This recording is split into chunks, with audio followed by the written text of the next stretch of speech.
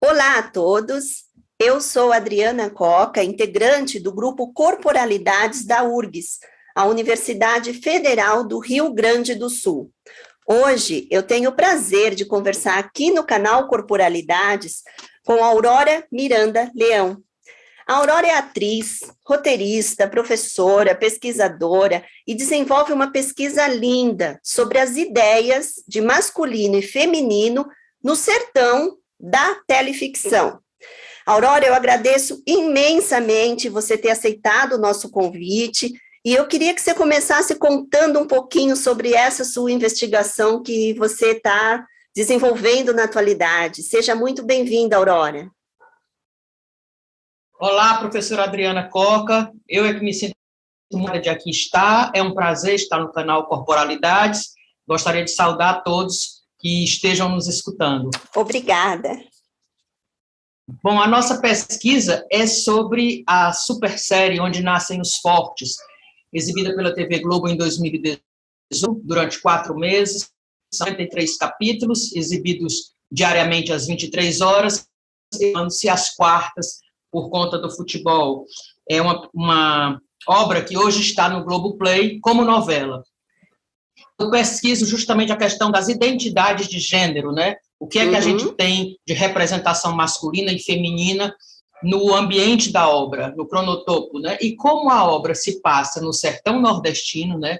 E foi gravada lá durante 4 meses, eles ficaram, artistas e produção, ficaram no sertão da Paraíba, exatamente no Cariri, que é a zona mais seca da Paraíba, e então isso já traz um diferencial para a obra. Uma obra que chama Onde Nascem os Fortes, que quando foi apresentada nas chamadas, mostrava uma certa coisa de violência, né? Uma essência violenta muito forte, ao mesmo tempo com esse título mostrando até a poeira do sertão, né?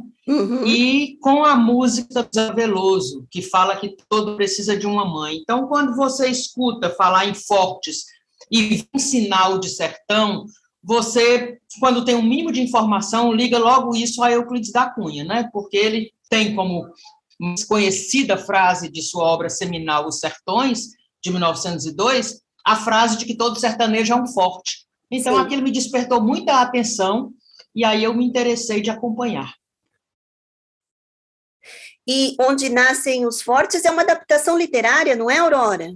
Não, obra original para a TV aberta, é isso que é mais interessante, Adriana. Sim. É do George Moura e do Sérgio Goldenberg, né, uma dupla que já tinha feito outros sucessos, inclusive estudados por você, como O Canto da Serra, O Rebu e Amores Roubados, todas obras muito vigorosas, né, muito potentes. Então, eles escrevem essa obra para ser exibida em 2018, um ano eleitoral, como estamos novamente num ano eleitoral, e é interessante justamente isso. Eles fazem uma homenagem a Euclides da Cunha, sem precisar que isso seja dito, né? Talvez muitas pessoas até nem tenham pedido isso, mas eu vejo isso como uma coisa muito positiva, muito saudável, né?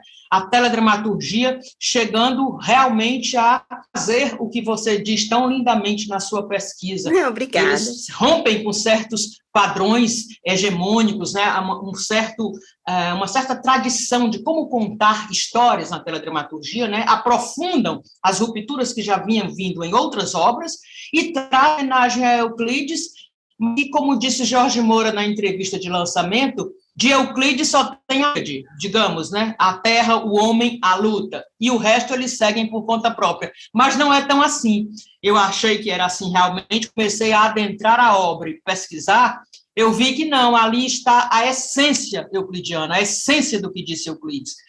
Então, muitas coisas que eu achava que eram descobertas, que eu estava tendo a partir da narrativa, realmente tive, mas tive essas descobertas que me levavam a Euclides, como, por exemplo, em Mulher, como a grande resistente dessa situação de desigualdade que a gente vivia no país lá no início da República, em 1897, quando aconteceu Canudos, e que a gente vê hoje e vê na obra. Na obra também tem isso, né? A grande resistente, que são simbolizadas, digamos assim, nas mulheres principais, nas protagonistas, que são a Cássia, vivida pela Patrícia Pilar, a mãe que aguenta tudo em busca de seu filho, que é o primeiro capítulo, e a Maria, que é a filha dela, né, irmã gêmea do garoto sumido, o Nonato, pelo Marco Pigossi. E então são duas mulheres, uma que é a mãe que resiste a tudo bravamente, somente com a potência da sua força moral, né? E a outra, Maria, que é jovem ainda e por isso se adentra num bando, né? Ela vive mais ou menos um bando sertanejo, um bando de foras da lei, que ela começa a ser a líder deste bando, mais dois caras com ela, e isso já mostra também uma questão de colocar a mulher como protagonista. Os homens aceitam ser liderados por uma mulher, e ela sai para fugir da opressão que estava vivendo, né, por conta justamente de ter sido vítima de quase um estupro, né? Ela chega quase a ser estuprada. E, aliás, foi, né? Porque, embora não tenha sido consumado o ato, hoje em dia, quando você pratica um abuso, se já tiver contato físico, já é um estupro, né? Então, a Maria faz mais ou menos porta ao que as mulheres sofreram tanto, né? Nesse processo de colonização tão terrível de que é o Brasil. Eu gosto muito dessas rupturas trazidas por essa dupla de escritor e diretor, né, de escritores e diretor.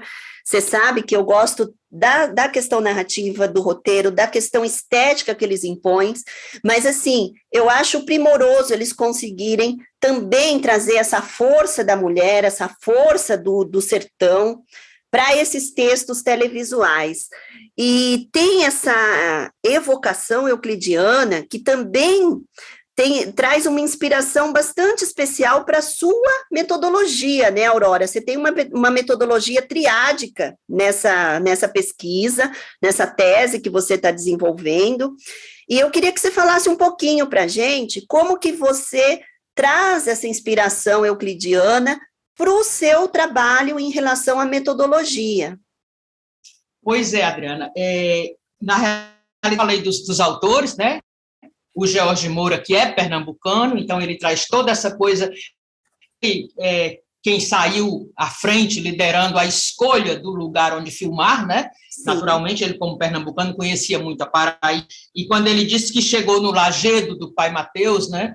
Que aparece na obra como grande cenário, ele disse que quando chegou ali, ele viu que a obra estava ali estava alguma coisa para ser escrita. Naturalmente que ele é um grande escritor, um grande leitor, e tinha muitos sertões na cabeça, né? Sim. A ideia é dele, do Sérgio Goldenberg, que é carioca, e a direção fotografia é do Walter Carvalho, um dos grandes fotógrafos do cinema brasileiro, irmão do grande documentarista Vladimir Carvalho, que são dois paraibanos, e tem uma influência muito na maneira do Walter ver e fotografar as coisas, uma influência muito clara do cinema novo, do cinema glauberiano, né, está muito presente na obra, e a direção artística do José Luiz Villamarim, esse cara craque, genial, que está comandando agora ator de teledramaturgia da TV, né? E realmente, desde que ele assumiu, a mudança vem sendo muito, muito forte, muito potente, no sentido de colocar pautas identitárias que estão atuais, né, que são urgentes na nossa cotidianidade, estão vindo com muita força na teledramaturgia. Então, Euclides faz a tríade dele, a Terra, o Homem, a Luta, e eu vou dividir a minha tese da mesma forma. Os meus capítulos serão assim: a Terra, o Homem, a Luta, né? Eu pesquiso, sobretudo, através da metodologia do professor Júlio Machado da Silva, da PUC do Rio Grande do Sul, um grande escritor, um jornalista exemplar, e a metodologia dele é a Tecnologias do Imaginário, né? Então, ele mostra que não vive sem o imaginário, né? Sem essas fabulações que misturam memória com história, com sensibilidade, com empatia, né? E quando isso vem através da tecnologia, ou seja, através do cinema, da música, da fotografia, do audiovisual, isso fica mais potencializado, porque a imagem abre várias outras brechas, né? Então, a minha tese é dessa forma. É claro que eu também passeio pela análise da narrativa, que é do professor Luiz Gonzaga Mota, em IB. Também tem alguma coisa que eu estou vendo com relação às rupturas que você detecta também na sua pesquisa, de doutorado e de pós-doutorado, é muito bonita a sua pesquisa, está mexendo muito vigorosamente comigo, é como você diz lá tão bem, Adriana, eu já adotei, é uma pesquisa movente, né? Coisa que a gente vai lendo, vai vendo, a gente vai modificando a nossa pesquisa, né? Eu percebi através de vocês, sou muito grata a você por isso, a presença do Lotman, né? Não pode faltar este grande teórico russo, né? Que vê a cultura como grandes textos que estão sempre em diálogo, né?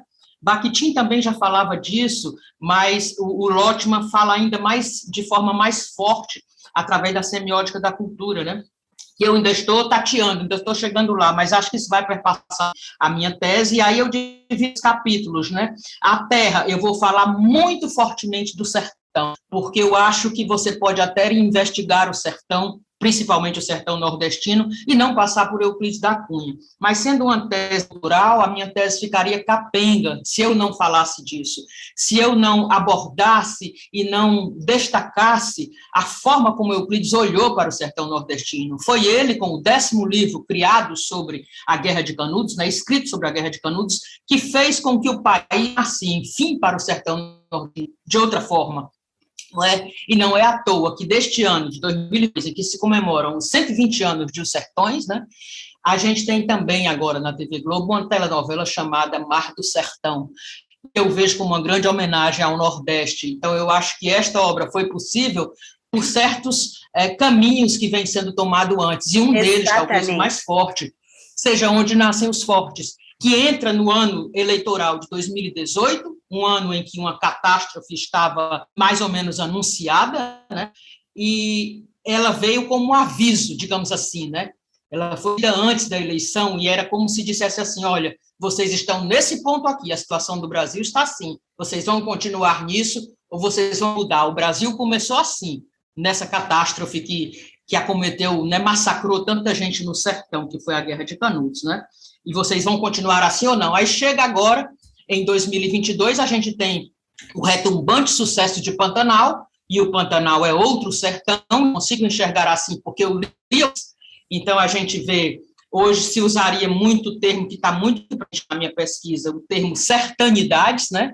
Que não é só um sertão, são múltiplos sertões, assim como não existe só um feminino, são vários, né? Assim como há várias masculinidades, e essas masculinidades todas estão muito bem exibidas e colocadas para discussão em Pantanal, né? Então, o Pantanal é um grande sertão também, esquecido das políticas públicas, né? Invisibilizado pela grande sistema capitalista que a gente vive, né? Mas está lá a obra colocada para a gente de forma tão pujante, porque a gente vê aquela coisa que você fala do sentido de realidade, Adriana, cada vez está muito forte em Pantanal o sentido de realidade. Exato. Tão forte que eles chegaram a mostrar uma cena em que os dois Leôncios, né, Marcos Palmeira e o Osmar Prado, fazendo brilhantemente o Véio do Rio, quando eles sentem uma dor no peito, ao mesmo tempo os dois, e quando a câmera segue, ela mostra o jornalismo do Pantanal sendo destruído, né?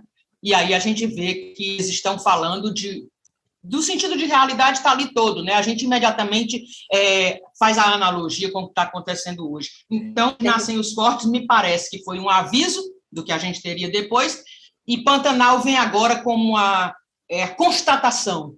E aí, o que vocês tinham, e agora vocês têm isso. Então, o Pantanal também está perpassando agora vários artigos meus. Acho fundamental essa discussão trazida por nós, de algum modo, que pensamos, que escrevemos sobre teledramaturgia, mas acho que é muito interessante, Aurora, pegar esse seu gancho sobre essa questão do sentido de realidade realizado nessas obras e pensar o como a ficção seriada pode levar as pessoas a refletir sobre essa realidade que está sendo posta, ainda que, entre aspas, de modo ficcional. E isso tem uma força muito grande no trabalho realizado por esses autores e diretores que você citou. Eu me lembro que, quando eu comecei a olhar para as obras deles e estudar um pouquinho sobre isso, que nós vamos aprender muito mais quando sua pesquisa estiver pronta, tenho certeza, é que o Villamarín, ele queria trazer, era quase que uma um documentário em termos das imagens que ele colocava e produzia ali na ficção, né? O Walter Carvalho, ele gosta muito dessa questão de gravar a maior parte das cenas nas locações, porque isso garante essa realidade muito melhor traduzida na ficção. Pantanal, que você está aí refletindo, tanto quanto a série Onde Nascem os Fortes e outras tantas séries que a gente pensa, elas estão aí expondo cruamente essas regiões, essa realidade, o que está sendo estampado, né? Então, a gente não pode deixar de pensar que a teledramaturgia tem uma função sociocultural fundamental na nossa vida, principalmente no Brasil, não é, Aurora? Sim, Adriana, com certeza. Eu estava pensando justamente, né, porque é uma coisa tão forte, é uma coisa tão pujante da cultura brasileira, a gente faz tão bem teledramaturgia, né, mas, infelizmente, o Brasil ainda tem essa mania de não querer reconhecer-se nas telas, né, e aí tem aquela coisa ainda, Arlindo Machado falava, e outros, de haver um certo desprezo com a teledramaturgia, né? Uhum. A gente não pode esquecer dessa sinergia que existe entre a potência da teledramaturgia, né, que faz agora em dezembro 71 anos de vida no Brasil, ou seja, ela entrou em 51 na grade televisiva e nunca mais saiu. Então, isso mostra o quanto o povo brasileiro tem uma novela no seu cotidiano, né? Todo mundo já viu pelo menos uma novela, ou tem um grande personagem, uma grande cena, ou várias cenas na sua memória, né? Não tem quem escape disso. Tem gente que nega, né? Tem gente que diz, não, eu sou contra o sistema capitalista, não vejo teledramaturgia por isso, eu nem tenho visão em casa, né? Isso aí eu pergunto, vergonha, né, de dizer.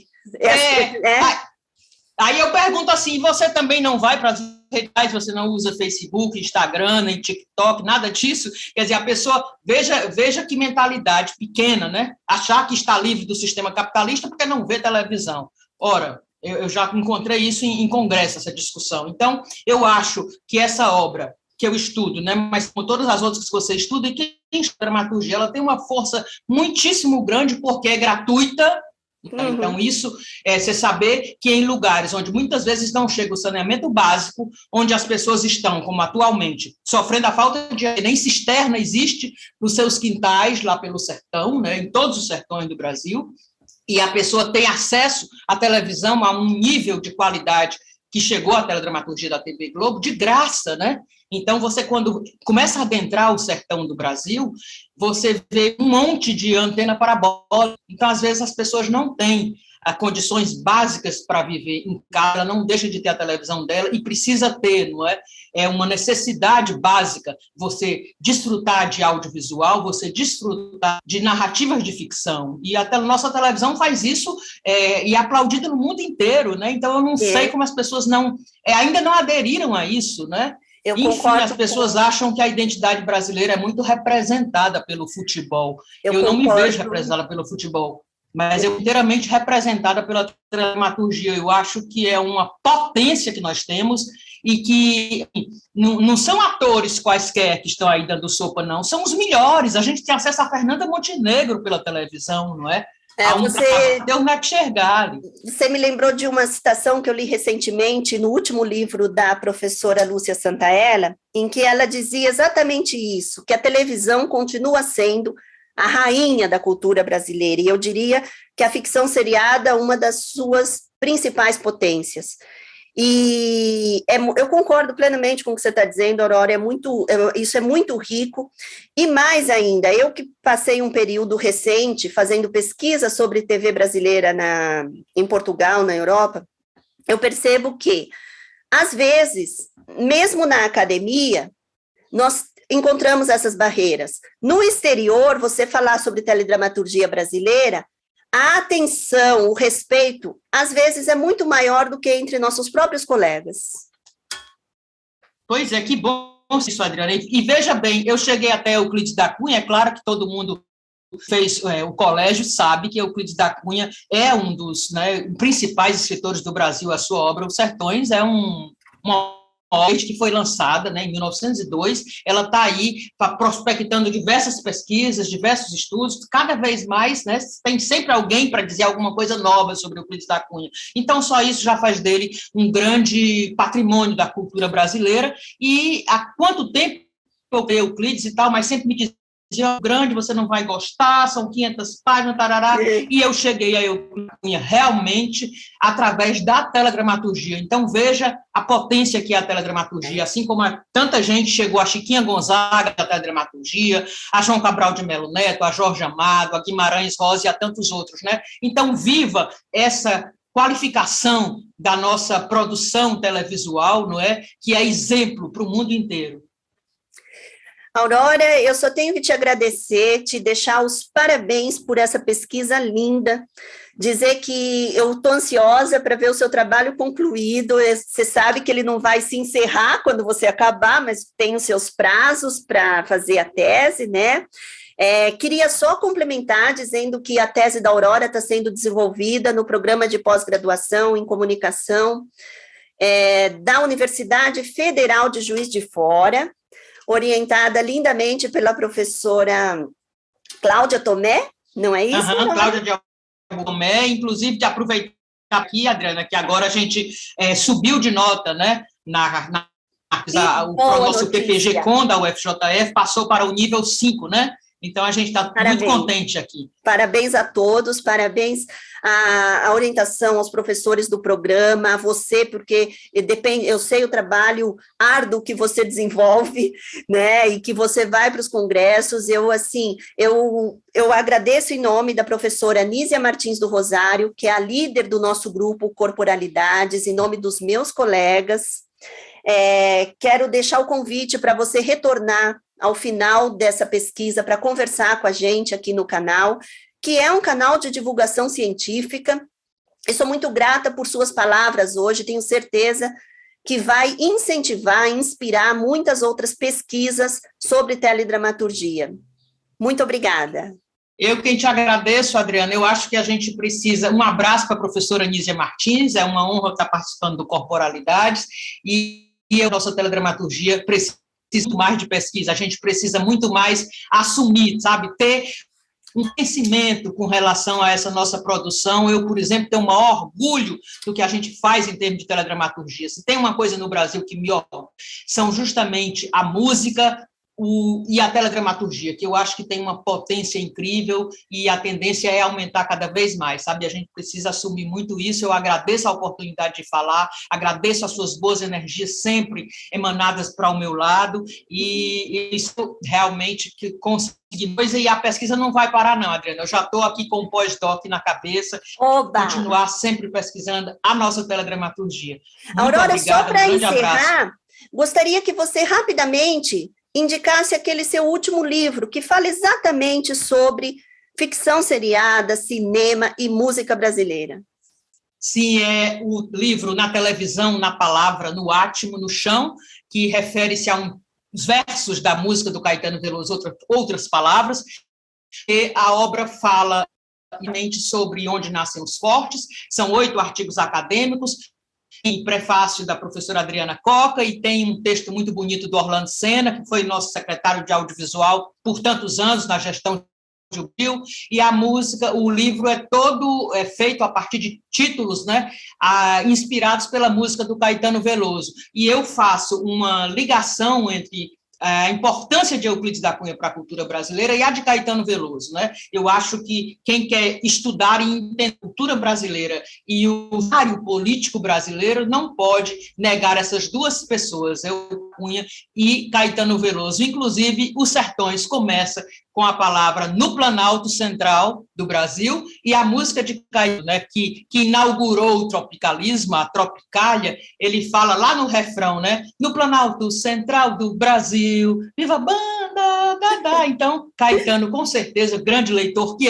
leu Euclides da Cunha, e eu faço essa analogia entre os dois, que na série Onde Nascem os Fortes aparece materializada, digamos, na música de Zeca Veloso, Todo Ano de uma Mãe, que é o tema de abertura da série, né? E que não é usada durante a narrativa, a não ser lá para o finalzinho a música começar a entrar e tornar-se potente dentro do roteiro de Onde Nascem os Fortes. Então, muito obrigada, professora Adriana, professora Nísia e toda a turma aí do canal Corporalidades. É uma honra estar aqui, sempre que precisarem, estou à disposição. Muito obrigada. Então é isso, recomendadíssimo. Fica bem, fica com Deus. Um abraço, Aurora. O livro, Adriana, na televisão, na palavra, no átomo, no chão, vocês podem encontrar no da RFB Editora, está disponibilizado gratuitamente, ou encontrar no Linktree, @Aurora de Cinema. É verdade, esqueci disso. Então é isso. Obrigada, Adriana. Até a próxima.